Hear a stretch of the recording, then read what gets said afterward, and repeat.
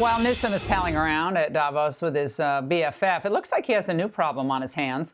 Independent journalist Nick Shirley was on the Hill today testifying about the fraud and abuse he's helped uncover in Minnesota and says Newsom, whoa, better watch out. Have you seen any signs there that sort of are similar to what aroused your suspicions in Minnesota? Yeah, and fraud in California might be worse than the fraud in Minnesota. What makes you say that? Well, $24 billion went missing for homelessness. They've been trying to build this train for years, yet there's hardly anything to prove for that. Fires. Nick Shirley is here exclusively to tell us more. Nick, what you've discovered in Minnesota finally made people pay attention. So what are your plans to expose fraud in California? Well, I gotta be a little secretive about that because you don't know. You'd be surprised to know how dangerous exposing fraud is. I never thought exposing fraud would become something so controversial. But yes, fraud will be exposed in California. It'll be exposed all across the United States because we're learning that there's so much fraud that's taking place, whether it be through daycares or these projects like that high-speed light rail that Newsom's been trying to build for years. Are you surprised how easy it is? It's like taking candy from a baby, the federal government or state government, when you have these politicians and career bureaucrats who really have no incentive to stop the fraud or actually have a political incentive to keep the gravy train rolling here. Well, the only reason it could be so easy is because somebody has to be getting kickbacks. Because if anyone else was to give away $1 million to your next door neighbor or to some other rando, you'd want to know where that money is going. And so there has to be some sort of reason why they're allowing this fraud to happen. It's not just because it's some random NGO. Somebody has to be getting kickbacks. Now, you said it's dangerous for you out there. We've seen the videos and people screaming at you and so forth. But what have you had to deal with? I mean, your house gets doxxed. People try hacking your social media accounts. People start calling your family members. And you have to go everywhere with 24/7 security.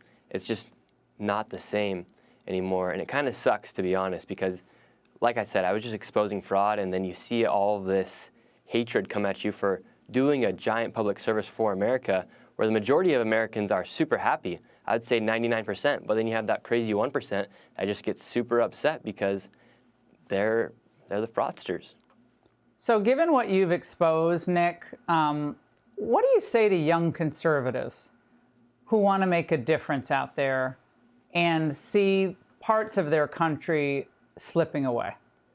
I think the biggest thing is knowing that there is absolute truth in this world. And the truth of this world is fraud and fraud is bad, for example. And you could go and name some other truths as well, but when you know that what you're doing is right, you really shouldn't have to fear anything. And so, like me, I don't fear it because I know I'm not doing anything wrong, because I know I'm seeking the truth. And I think that's important for people to question things and seek for that truth in order to really get a better understanding of what's actually happening. That's the only way we're going to know if the Leering Center is a real daycare or not, for example. But I think just going out and doing stuff and making stuff happen. Yeah, not waiting for a story to come to you, actually going to get a story. That's a eureka moment. Nick, I think we were one of the first to have you on national television. It seems like a million years ago, but it was like 5 minutes ago. And you're always calm with people who don't want to give you information or are belligerent. How do you stay so calm? Yeah, I think it goes back to the point that I'm really not trying to instigate. I'm more so just seeking out for information, seeking out for the truth when it comes to just speaking with people. And I think that's just kind of my advantage is I do have a calm demeanor about me. Somebody could be yelling in my face and I would still be able to take it because in reality I know I'm doing the right thing. Well, yeah, I mean, a lot of guys would just want to punch someone in the face, but you are like, I'm just actually asking a question. And then, your little hoodie sweatshirt, you look like just a kid. So it's disarming. It's disarming, Nick. Nick, keep in touch with us. Gavin is not going to welcome you, but we will follow your every move in California. You take care, my friend. Hey, Sean Hannity here. Hey, click here to subscribe to Fox News YouTube page and catch our hottest interviews and most compelling analysis. You will not get it anywhere else.